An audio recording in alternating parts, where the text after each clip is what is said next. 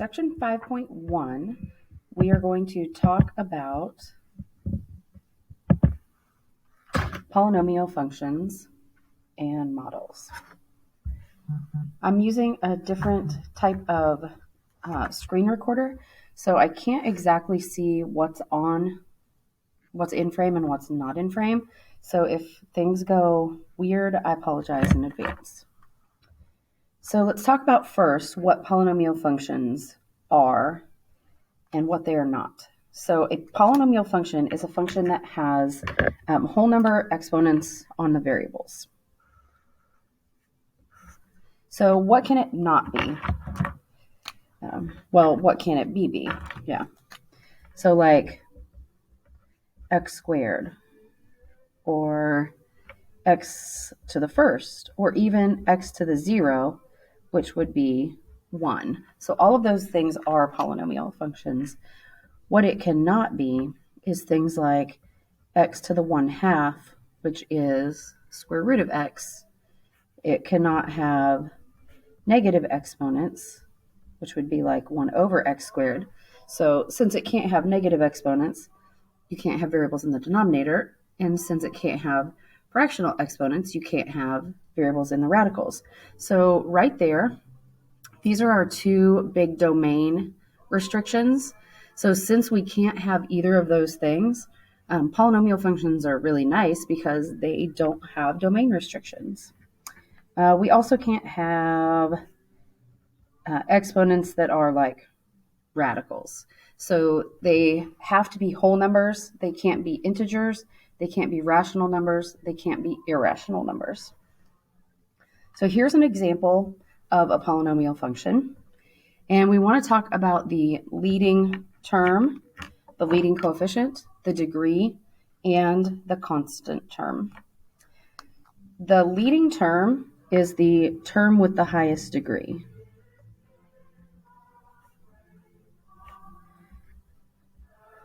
Now, in the function that I've given you here, it's in what we call standard form, which means that it goes from highest degree to lowest degree on the exponent. So if your polynomial function is in standard form, the leading term will be the first term, but it's not always. In this case, it is. So this one right here is our leading term. So 3x to the 5th. In general, it's the term with the highest degree. The leading coefficient is the coefficient that's on the leading term. So right here, 3 is our leading coefficient, and it is the coefficient of the leading term. Remember, leading term doesn't necessarily mean the first term. It is the term with the highest degree. The degree of the polynomial is the degree of the leading term, or the highest degree in the polynomial.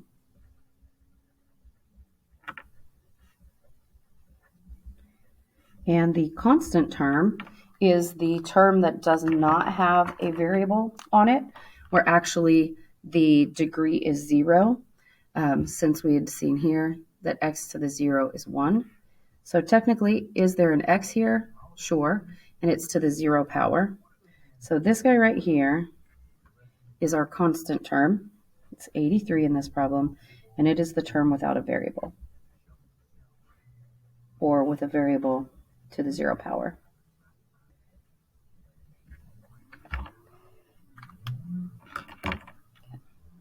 The degree of a polynomial tells us some important information.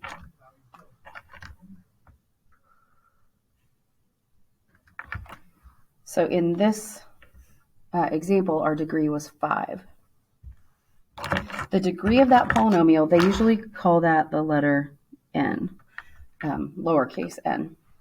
It tells you that there are at most n real roots, which we also call zeros and x-intercepts.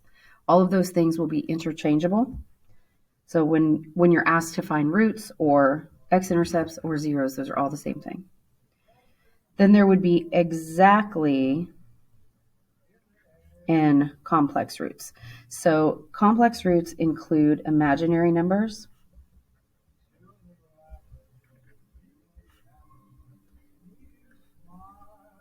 And you won't see them on the graph because when we graph, we are graphing in the real numbers. So if it's not a real root, you won't see it. And then there are at most n minus 1 terms, which we call like maxes and mins. So think about in terms of a parabola. A parabola would be degree 2. Let's see if I have a parabola here. The most number of roots I can have is 2, 1, 2. But I could have 1. We'll pretend that crossed or touched. Or I could have 0. Then there are exactly n complex roots. So technically this guy has 2 roots, but they're the same one repeated. This one has no real roots, so it's going to have 2 complex roots. And then terns, which are maxes and mins, this is degree 2. And we can see that we have 1 term, 1 max or min in each one. 1 term. So on a degree 5, I would say that there are at most 5 real roots. There are exactly 5 complex roots, and this polynomial can have at most 4 terms. So it could go, there's 1 term, 2 terms, 3 terms, 4 terms. 1, 2, 3, 4. But it doesn't have to have that many.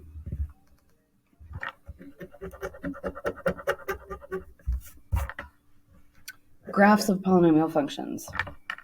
They are nice. They are continuous. Continuous means, for lack of like a math description, if we just wanted to describe it in general words, that you can trace your pencil from one end to the other without picking it up.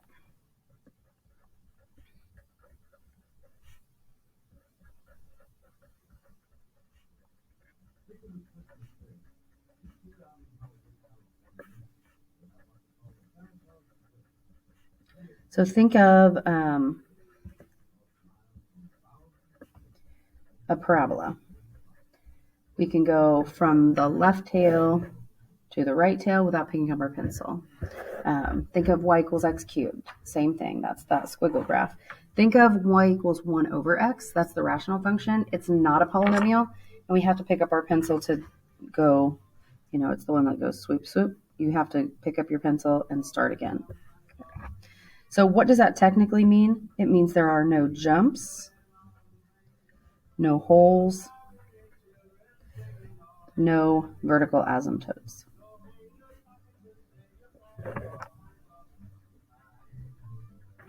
So they are continuous and they are smooth. So in this case, smooth means there are no sharp turns or corners.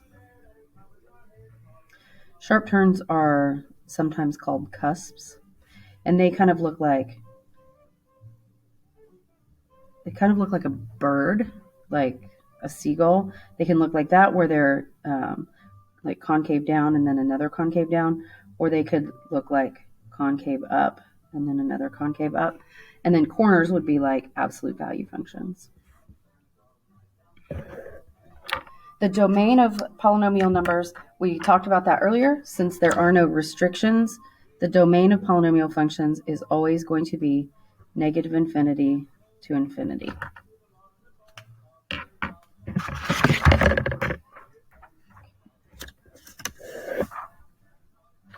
I want to look at power functions.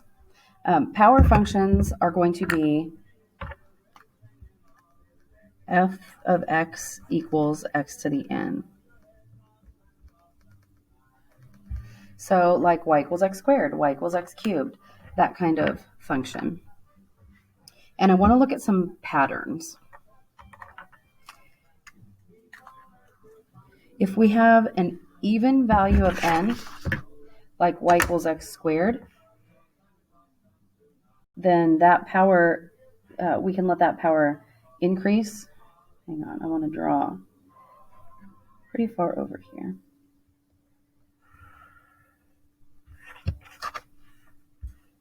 Maybe even further down.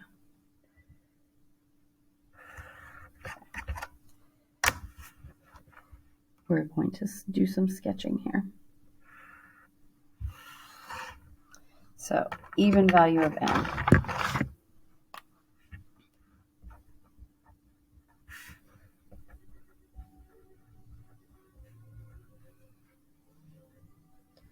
We're going to look at some common points. We're going to look at domain and range. We're going to look at symmetry and whether it's an even or odd function. So those are all the things we're going to be investigating. So if I were to graph y equals x squared, that's one that we should all be familiar with. It has a vertex at 0, 0.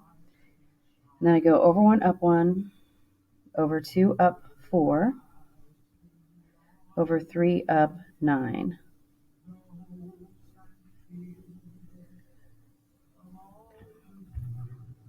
I'm not going to sketch it in quite yet because I want to add some extra ordered pairs on here. So this is my y equals x squared. I want to add in like 1/2. If I put in 1/2, I'll label this point 1, 1. If I put in 1/2, then I would have to square 1/2 to get my output, which would be 1/4. So 1/2, 1/4 would be that ordered pair. So let me label that 1/2, 1/4. Because then I also want to look at y equals x to the 4th. So I'm ready to sketch, I think. Let's see, my next ordered pair would be 4, 16. I wonder if I can fit that. 10, 11, 12, 13, 14, 15, 16. No, I can. Okay. There we go.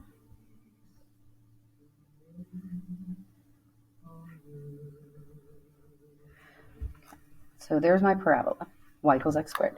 And then y equals x to the 4th. For y equals x to the 4th, hang on, I'm looking for...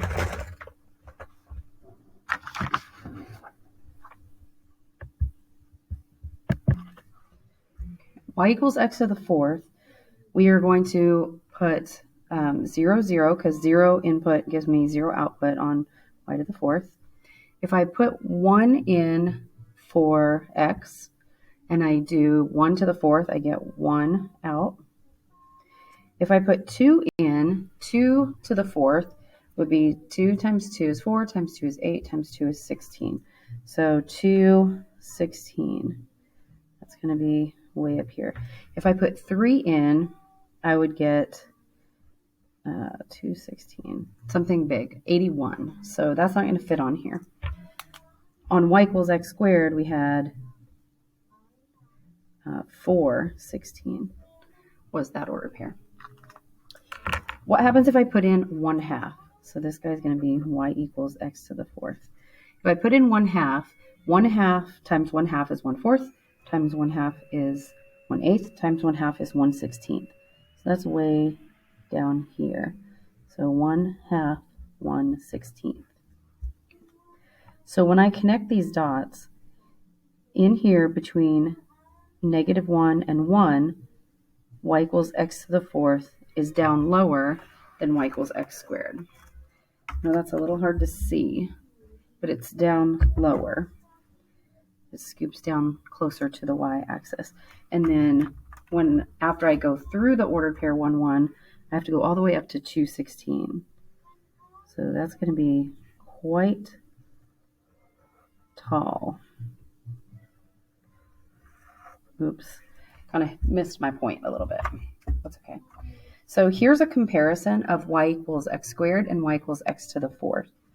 What do they have in common? What points do they have in common?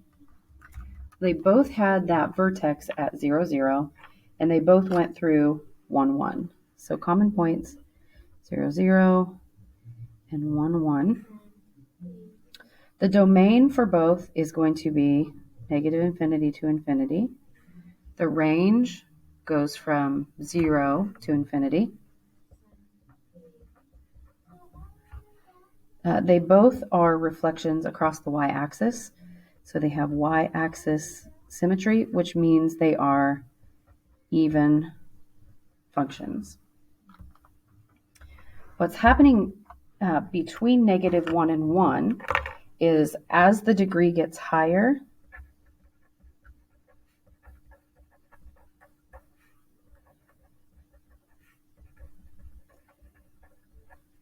then between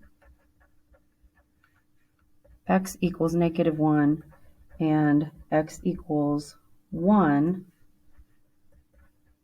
the graph gets flatter or closer to the x-axis.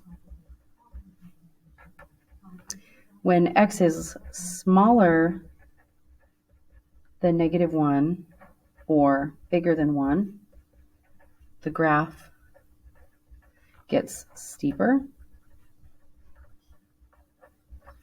or closer to the y-axis. Let's see what happens if we have odd values of n.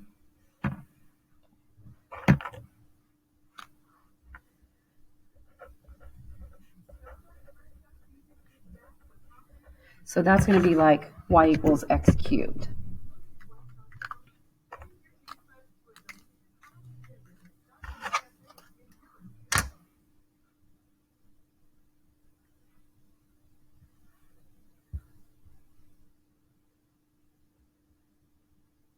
So I kind of want this one to be tall as well. I'm going to aim for sort of the middle of the paper since I know that y equals x cubed has the, the two sides, one up here and one down here. So on y equals x cubed, remember that one has an ordered pair at 0, 0, 1, 1, -1, -1.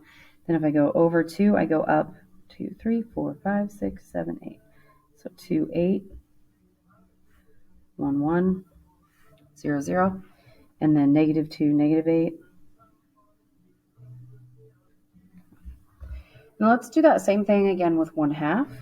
If I choose 1/2, so this is y equals x cubed. If I choose 1/2, then I would have to do 1/2 times 1/2, which would be 1/4 times 1/2, which would be 1/8. So 1/2, 1/8, pretty far down there.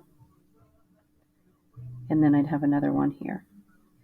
So this graph sort of looks like a parabola on this side and then an upside down parabola on that side. There's my y equals x cubed. Now my next odd value would be x to the 5th. So we're going to try y equals x to the 5th and see what ordered pairs we can come up with there. So 0 to the 5th would be still 0. 1 to the 5th would be 1. 2 to the 5th would be 32. So like that's super way up here. Like it's not anywhere on my graph. I'm just going to kind of go up here and label 2, 32. Then what happens at 1/2? At 1/2, I would have 1 to the 5th over 2 to the 5th.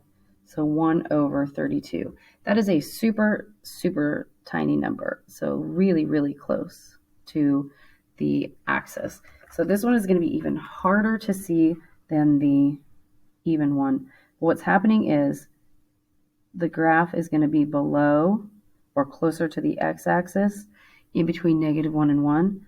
And then it gets to be, really super steep after 1. Because it has to go down and hit like 232 and -2, -32. So again, we can see closer to the x-axis between -1 and 1, and closer to the y-axis between when x is bigger than 1 and smaller than -1. So this is going to apply to both even and odd. So with an odd value of n, what are our common points?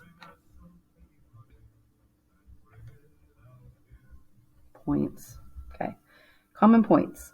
We had 0, 0, 1, 1, and then we also had -1, -1 over here. Let's see. What's our domain? Domain would be -infinity, infinity on both. And the range this time, bottom to top, is going to be also -infinity to infinity.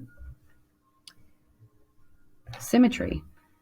This one, if I rotate my graph 180 degrees, it should look exactly the same as it did before. So that has origin symmetry, which means they are both odd functions. So keep in mind that these guidelines will apply to a power function, not a function that then has other terms added onto it. But that same situation will hold, that in between -1 and 1, the graph is closer to the x-axis as the degree gets higher, and outside of -1 and 1, the graph gets closer to the y-axis as the degree gets higher.